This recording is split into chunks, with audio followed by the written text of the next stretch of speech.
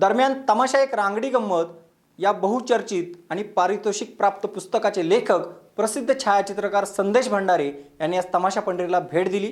यावेळी त्यांनी तमाशासंबंधी विविध विषयांवर आपल्याशी बातचीत केली। पाहूयात सविस्तर। मी कुस्ती वगैरे अनेक विषयाची फोटोग्राफी केलेली आहे। तर गावच्या जत्रेमध्ये कुस्ती आणि तमाशा हे दोन महत्त्वाचे अविभाज्य भाग असतात ते आपण सर्व जाणता। म्हणजे गावच्या मंदिराची वर्गणी जी असते ती निम्मी वर्गणी तमाशावर खर्च केली, निम्मी कुस्तीवर खर्च केली जाते जे निघते।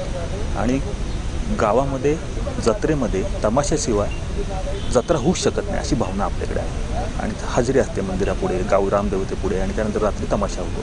आणि सगळ्या प्रकारचे म्हणजे 5 वर्षापासून 80 वर्षाच्या माणसाचं, स्त्री पुरुष अबालवृद्ध सर्वांचं मनोरंजन करणारा हा तमाशा लोककला प्रकार आपल्याकडे। आणि तो केवळ आणि केवळ महाराष्ट्रातल्या सामान्यांच्या लोकाश्रयावर टिकून राहिला आहे हे तर आपण नाकारू शकत नाही। पैसेवाल्या माणसांनी टिकवलं नाही, सामान्य जनतेने टिकवलेलं आहे। आणि ह्याचं फोटोग्राफी करताना, फोटोग्राफी हा एक कामाचा भाग झाला। या तमाशाबद्दल जेव्हा मी 2000 साली करायचं ठरवलं तेव्हा मला इंडिया फाउंडेशन फॉर आर्ट्स म्हणून बेंगळुरू संस्था आहे, त्यांनी, मी जर्नलिस्ट म्हणून 10-15 वर्ष काम केलं, फोटो जर्नलिस्ट म्हणून, त्यांनी मला काही मदत केली, त्याच्यामुळे मी फिरू शकलो। 2-2.5 वर्ष मी तमाशाचं एक काम केलं। पूर्ण तमाशा हा एकच विषय घेऊन सगळ्या महाराष्ट्रातला, कोकण, पश्चिम महाराष्ट्र, विदर्भ, मराठवाडा आणि वेगळ्या ठिकाणी वेगळ्या प्रकारच्या तमाशांची त्या स्थानीय वैशिष्ट्यानुसार ते तमाशे घडतात।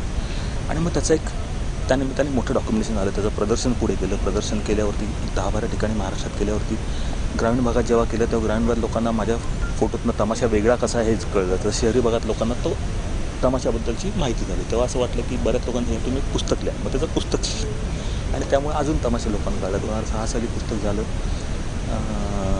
पुस्तक पण पुन्हा मराठीचंच करू असं म्हटलं, कारण महाराष्ट्रातल्या माणसांना तमाशा कळायची जास्त गरज बाहेरच्या लोकांपेक्षा, असं तेव्हा मला वाटलं। हा उद्धटपणा वाटेल एखाद्या वेळी, पण ती एक माझी भावना होती। आणि मग नंतर जसं अगदी विठाबाई मांगसारख्या मोठ्या व्यक्तीच्या तमाशा कलावंत शेवटच्या आयुष्यात ज्या काही विपन्न अवस्था असतील किंवा जे काय होतं, मोठ्या लहान मोठ्या झालं सगळ्यांचं होतं, तर एका विठाबाईला मदत करून तर काही गव्हर्नमेंटचं काम होत नाही असं माझ्या लक्षात आलं तेव्हा। तर संपूर्ण तमाशा कसं चालतो, त्याचं काय जीवनशैली आहे आणि सामान्य कलावंताचं काय जगणं आहे हे समजावं म्हणून मी हे सर्व केलं, प्रयत्न केला। आता पुन्हा आज आपण इथे भेटतो आहे तमाशा पंढरीमध्ये नारायणगावात, कारण पण 35-40 फळ इथे आहे, त्यांचे वर्षभर राहत्या लागतात। एक 7-8 महिन्याभरापासून सुरू झाली। आणि पुण्यात इथं नगर आणि पुण्याचा हा भाग हा एकदम या वर्षातला ह्या 2 महिने चैत्रामध्ये ह्या तमाशाला खूपच सपोर्ट मिळतो गावकऱ्यांकडून, यामुळे तमाशा शिल्लक राहिला। मात्र मला एकच, आता मी ह्या वर्षी 12-14 वर्षांनी प्रयत्न करतो की पुन्हा तमाशा 15 वर्षांनी काय फरक पडला हे पाहण्याची सुरुवात मी 1-2 महिन्यापासून केली आहे। आणि तो आता पुढे वर्ष मी करेल। त्यातनं तुम्ही जे म्हणता निष्कर्ष काय ते त्यातनं काढता येतील, पण ओव्हरऑल जत्रेचे सुपारे खूप जात आहेत आणि जत्रा खूप जोरात चालल्या, पण नेमकं तमाशा टिकला आहे का नाही हे बघण्याचं खरं म्हणजे माझ्या पुढच्या काळातलं काम असेल। तमाशा टिकला आहे का म्हणजे एक अशा अर्थाने मला सांगायचं की तमाशा हा, तमाशातला सोंगाड असेल किंवा वगनाट्य असेल किंवा जे काय असेल ते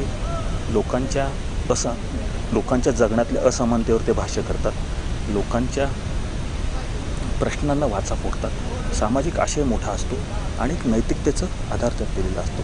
आणि त्यातून खरं म्हणजे ज्या आपल्या देशभरातले लोककला आहे त्याच्यामध्ये तमाशामध्ये काय फरक आहे असं तुम्ही मला म्हणालात, तर हाच फरक आहे। पौराणिक विषय अनेक लोककला प्रकारात अजूनही केले जातात। तमाशा एकमेव अशी गोष्ट आहे की ज्याच्यामध्ये गेल्या 20 वर्षामध्ये फरक पडला दर 15 वर्षांनी। आणि आपल्या तमाशा गेल्या 50-60 वर्षाचं वैशिष्ट्य असं आहे की त्यातला सामाजिक आशय तो लोकांपर्यंत पोहोचतो। अगदी 4थी-5वी पास शिक्षणाची संधी नसलेले कलावंत सोंगाड्याचे की जे समाजाप्रती आपलं देणं काय, समाजाला दारूबंदी असेल किंवा असे अनेक लहानसण विषय त्यांच्या रोजच्या दैनंदिन जीवनातले त्याच्यावर ते भाष्य करतात, हे बघण्याचं काम आता मी करतो।